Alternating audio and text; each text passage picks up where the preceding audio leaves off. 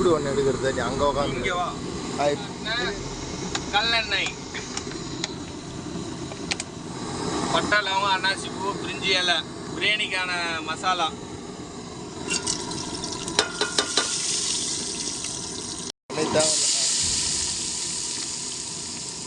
Onion onion, அடுத்து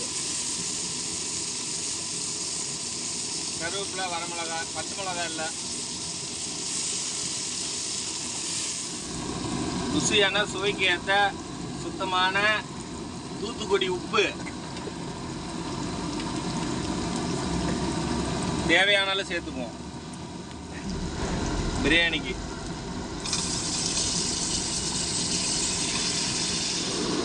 ஜீரனுக்கு ஏற்ற சுவையான இஞ்சி பூண்டு விழுது, மல்லி, புதினா,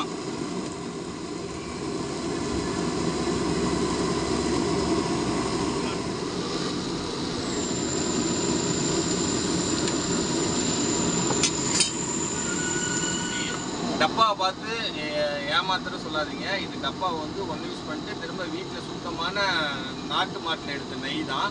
நீங்கள் யாரும் தவறாக எடுத்துக்க வேணாம். நீங்கள் எடுத்த மிளகாய் தூள்,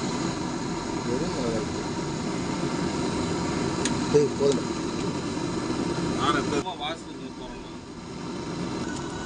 சுவைக்கு ஏற்ற சக்தி மசால் பிரியாணி அட்டகாசமாக இருக்கும். வேறு எந்த மசாலாவும் நீங்கள் சேர்த்தே தேவையில்லை, இது ஒன்றே போதும். தமிழ்நாட்டுக்கே பேர் போன மல்லித்தூள்,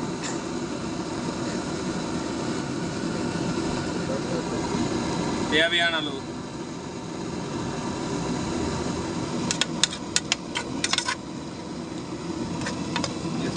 இப்போ இந்த மசாலா எல்லாம் ஆட் பண்ணியிருக்கோம். அந்த மசாலா வந்து ஒரு பச்சை வாசம் போகிற வரைக்கும் ஒரு 2 நிமிஷம் குக் பண்ணுவோம். அதுக்கு அடுத்த ஒரு மெட்டீரியல் என்ன சேர்க்கணும், தயிர் ஆட் பண்ணணும். கொஞ்சம் வெயிட் பண்ணுங்க. போயிடுச்சு பாருங்க, எண்ணெய் பிரிஞ்சு வர கண்டிஷனில் இப்போ இந்த டைமில் நம்ம வந்து தயிர் ஆட் பண்ணுறோம். தயிர் வந்து ஒரு சுவைக்கு தரும். சாப்பாடு வந்து ஒன்றோட ஒன்றா ஒட்டாமல் நல்லா உங்களுக்கு பிரிஞ்சு வரும்னு வச்சுக்கிங்களா, அதுதான் தயிர் சேர்க்கணும்.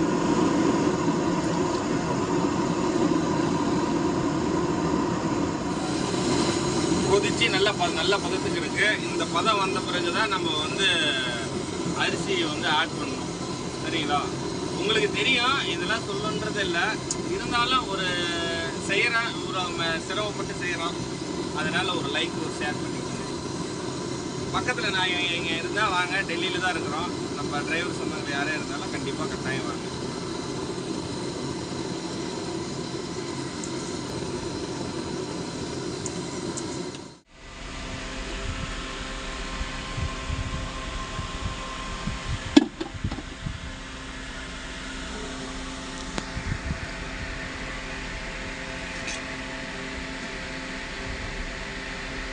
போடு.